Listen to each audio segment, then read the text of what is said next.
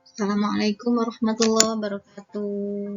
Selamat pagi, selamat siang, selamat sore. Karena kita bisa belajar kapan saja ya anak-anak ya.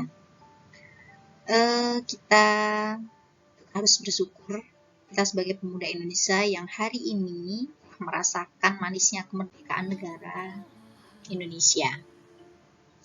Kita tahu bahwa kehidupan di masa penjajahan Belanda saat itu, para pahlawan dan orang-orang yang mencintai tanah air rela mengorbankan harta benda bahkan nyawa mereka supaya kita bisa tersenyum pada hari ini. Karena itu, kita sekarang akan mencoba merasakan bagaimana proses perjuangan mereka. Jadi yang kita bahas hari ini adalah kerjasama setelah kemerdekaan, kerjasama pasca kemerdekaan. Ada dua perjuangan setelah kemerdekaan itu. Yang pertama adalah perjuangan secara fisik, perjuangan dengan dua strategi, perjuangan bersenjata, dan perjuangan diplomasi. Yang akan kita bahas hari ini adalah perjuangan diplomasi. Perjuangan diplomasi itu adalah bagaimana kita melakukan kerjasama tanpa menggunakan senjata, tapi dengan perundingan. Agar apa? Perundingan itu tidak memakan banyak korban jiwa. Kita dapat menyelesaikan masalah tanpa angkat senjata. Karena kalau kita perang terus-menerus, akan banyak korban jiwa, akan banyak kerugian. Maka Indonesia memilih untuk menjalin diplomasi dengan Belanda. Untuk apa? Agar Belanda mau mengakui bahwa Indonesia itu sudah merdeka. Agar apa? Agar Belanda tidak lagi menjajah. Nah, itu perjuangan pasca kemerdekaan. Karena apa? Karena Belanda, meskipun kita sudah merdeka, Belanda masih sangat ingin menguasai Indonesia. Nah, kerjasama menjalin diplomasi yang pertama yang dilakukan Indonesia dengan Belanda adalah konferensi Hugevelu. Kemudian konferensi Linggarjati, konferensi Renville, konferensi Romloyen, dan konferensi Meja Bundar. Perjalanannya sangat panjang ya. Hari ini kita akan bahas dulu tentang konferensi Hugevelu. Konferensi Hugevelu itu adalah perjanjian yang dilakukan antara Belanda dan Indonesia. Dari Belanda diketuai oleh Dr. Van Mook dan dari Indonesia diketuai oleh Mr. Suwandi. Dilakukan di mana perjanjian itu dilakukan di Belanda, di Hugevelu. Sudah nampak di situ fotonya ya. Jadi perundingan ini tidak membawa hasil karena Belanda menolak konsep hasil pertemuan Syahrir Van Mook. Apa sih yang diinginkan Indonesia? Yang diinginkan Indonesia itu adalah Belanda mengakui secara de facto, mengakui secara nyata bahwa RI sudah berdaulat. RI berdaulat atas Jawa, Sumatera. Tetapi apa?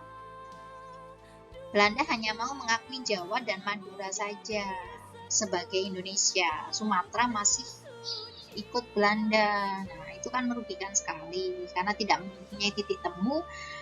Maka perjanjian ini juga dianggap gagal dan dilanjutkan ke perjanjian berikutnya, yaitu perjanjian Linggarjati. Kapan perjanjian Linggarjati itu? Perjanjian Linggarjati itu tanggal 11 sampai 15 November 1946. Linggarjati itu diambil dari sebuah nama desa di Linggarjati, Jawa Barat.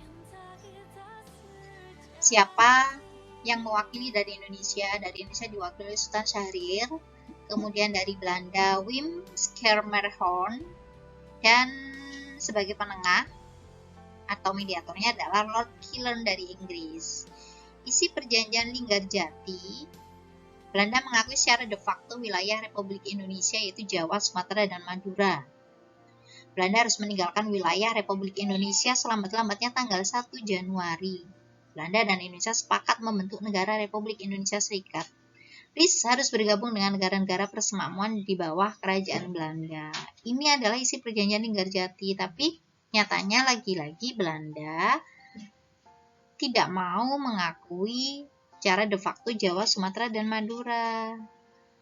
Dan perjanjian ini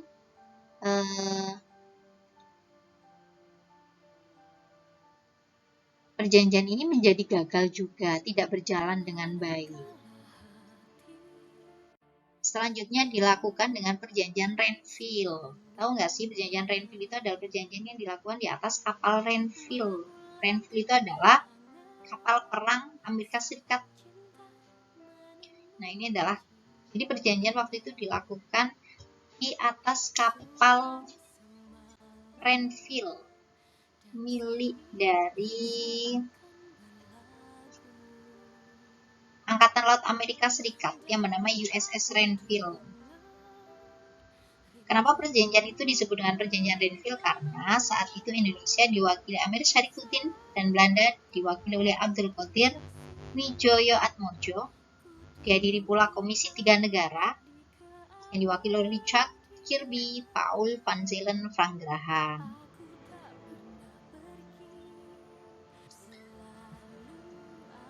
Nah, ini adalah beberapa perjanjian, isi dari perjanjian Renville.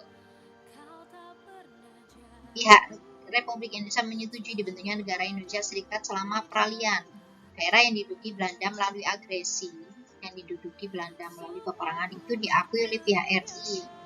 Tapi harus diadakan aspirasi rakyat atau diadakan jajak pendapat. Mereka mau ikut RI atau ikut Belanda. Belanda bebas membentuk negara. Kemudian pemerintah RI bersedia menarik semua pasukannya dari daerah kantong gerilya di daerah yang diduduki Belanda dan masuk ke wilayah RI. Jadi itu adalah perjanjian Renville.